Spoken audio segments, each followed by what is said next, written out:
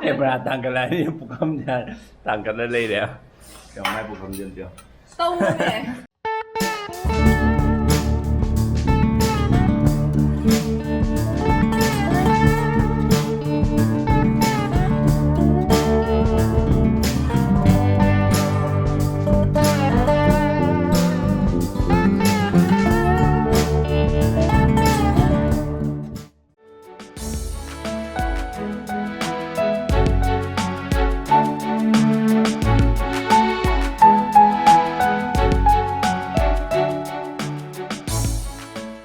Nuai ma'am, mamangi video da ma'am na comment group da nuai. Thank you so much. Rong sidi pongi phone da am li re chai taruk taret phare du si na bi yadre. Na no phone ma yeng muje bazar da du ai yado ma'am si phone je network am ta kadre. Si phone ji yadre.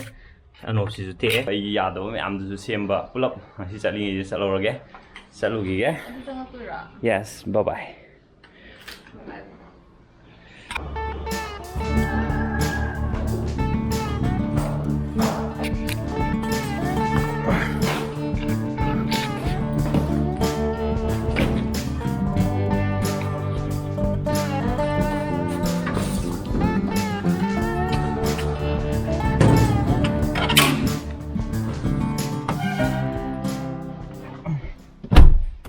Now, Ziki Yadav, I'm the same as the Trinidad. Office kita ban lo chalo giji.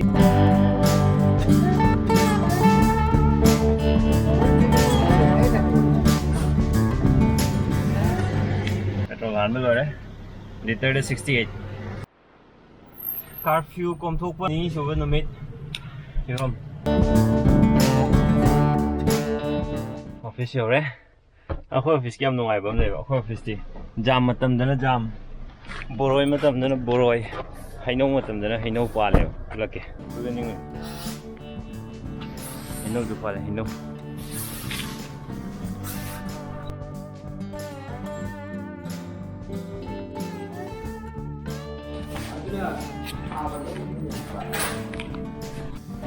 Rồi phung mang ngà đi tại phung tàu phụ tàu cả phiếu hàng này rồi phung tàu phụ cả phiếu hàng này nằm riêng rồi xem bà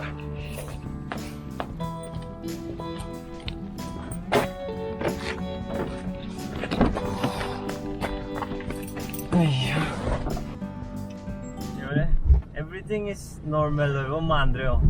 anh làm gì ông yam nung ai thấy là normal rồi nãy mình làm rồi mình có chắc chắn là cái đầu normal life ta hành trình bởi vì feeling mà phao đó anh đâu mình chụp bắt cái này mình cái công việc soi thế nào virus sẽ thu nó spread tàu cái drive vậy ăn được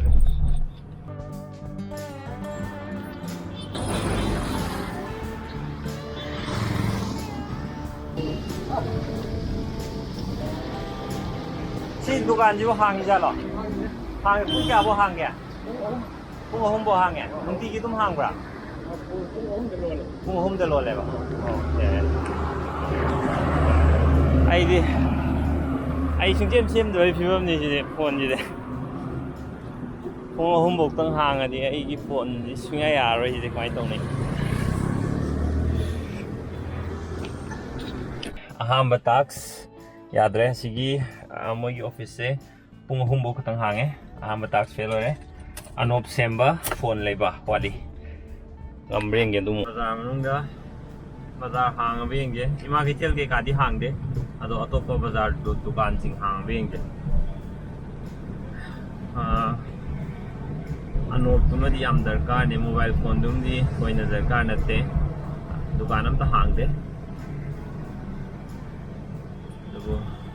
Anop की दुकान गुम्बा Hong बेंगे जे को पिए हम तो उधर ngasi yengon the pivot tax lemo fail or bagram to re okay anok ki dukan hangra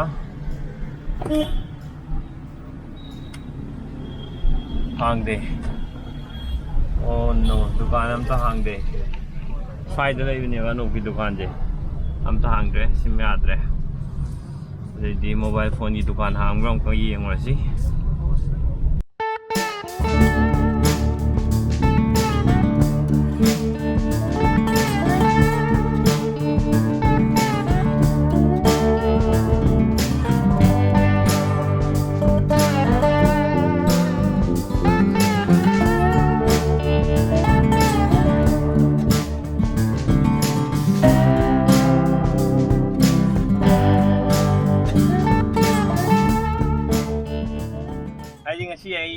ꯇꯧꯒꯦ ꯈꯟꯕ ꯊꯕꯛ ꯑꯝꯇ ꯇꯧ ꯐꯪꯗꯕꯁꯤꯗ ꯊꯋꯥꯏ ꯅꯨꯡꯉꯥꯏꯔꯨꯗ꯭ꯔꯕꯅꯤ ꯑꯗꯣ ꯁꯤꯗ ꯗꯨꯀꯥꯟ ꯑꯃ ꯍꯥꯡꯉꯝꯃꯦ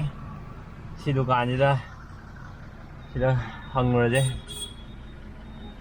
at least am thaba amatang complete tawri nungai da wakhan je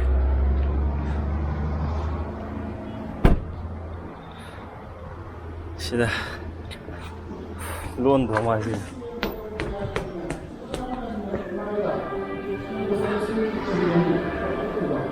card payment ya ra dukan ja card payment se ya charges lakni kish kai de phone lấy cái phone lấy tiền ai hàng gì nào rồi phone nằm tay om rồi phải nhà xe yêu tàu ghế này khăn gì mà mẹ amat thật tàu ngầm đấy adu cái cả nào vẫn đi lấy phải xả lôi xếp tàu đấy hay cô nè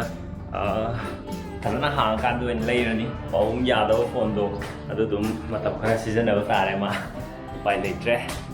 phone J come phone ने फदुनो जे फलन research तो वे timing ले होदेबा अदुना अदुजु फलन research तोरगा याम सिजनबा नुवाइगे तो Moin लेरगे हुजिकना black coffee होनबा लेरे video जे याम सीदी मता सी लोसनजरगे नुवाइ बे research ने लाइक तो बिरमु बाय बाय सिना नेक्स्ट डे ने मसीगी मथेल सि लेरे उति संगबा अदो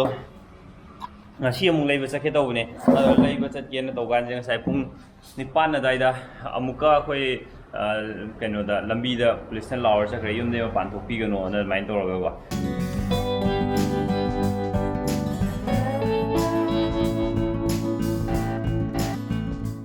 this is it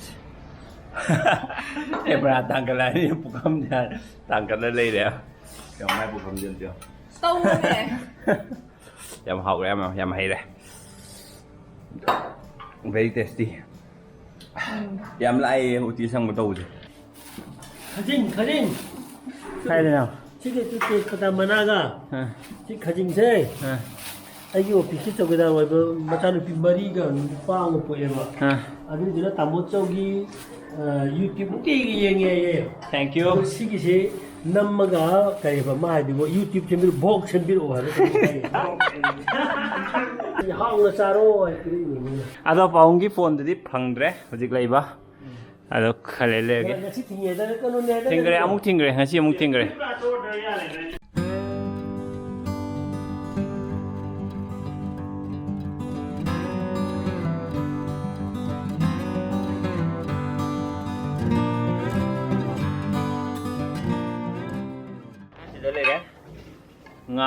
nga macha aduga thank you Renu sina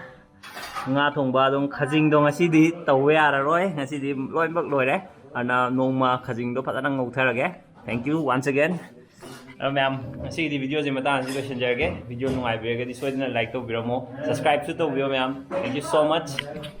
bye bye